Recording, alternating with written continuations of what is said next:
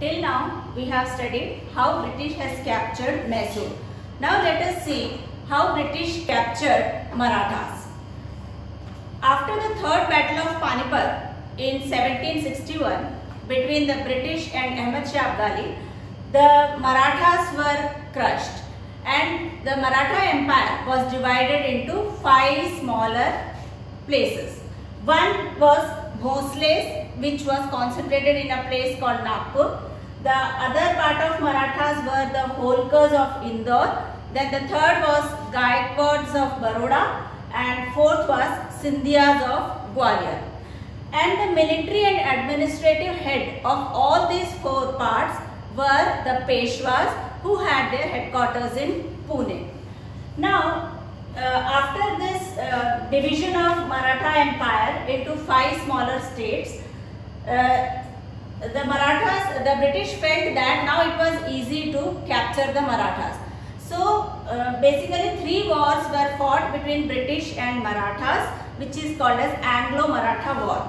The first Anglo-Maratha War ended in 1782 with the Treaty of Salbait.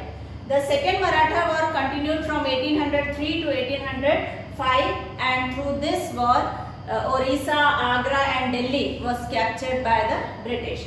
The third Anglo-Maratha War was held in 1817 to 1819, and after this third Anglo-Maratha War, the power of the Marathas were totally crushed by the British.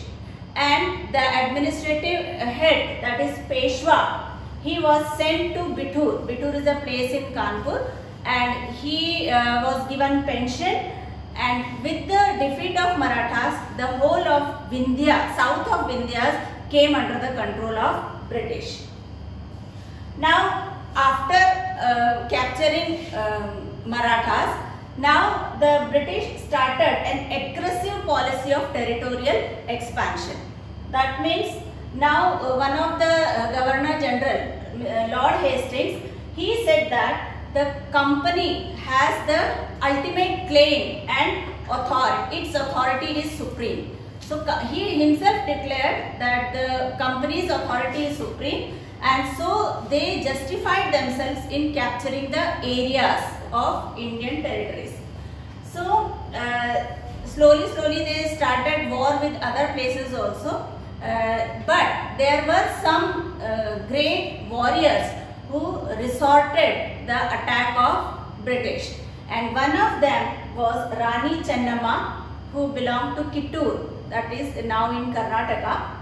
And in she put a heavy resistance against the British forces, but in 1829 she died. But even after her death, one of her chowkidar, whose name was Rayanna, he was the chowkidar of a place called Sangoli in Kittur. He also put a strong resistance against the British, and ultimately in 1830 he was also captured and hanged.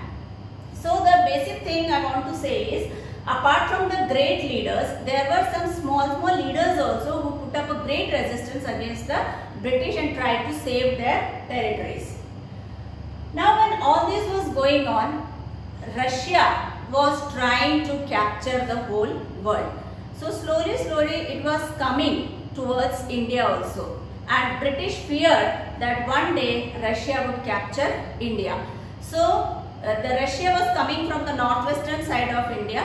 So to resist them, it was necessary for the British to capture the northwestern part of India, which was still now untouched by the British. So slowly they captured Afghanistan, which is in the northwestern part of India. So from 1838 to 1842, many wars were fought, and ultimately Afghanistan, which was a part of India at that time, it came in the hands of British. Then Sindh was captured in 1843. They tried to capture Punjab also, but until Maharaja Ranjit Singh was alive, they could not do so. So after the death of Maharaja Ranjit Singh, 2 wars were fought with Punjab also in 1839 and 1849, and in 1849 when Maharaja Ranjit Singh died, Punjab was also captured by the British. So totally we have seen that whole of South India below Vindhya was already captured, and now the northwestern part was also captured by the British.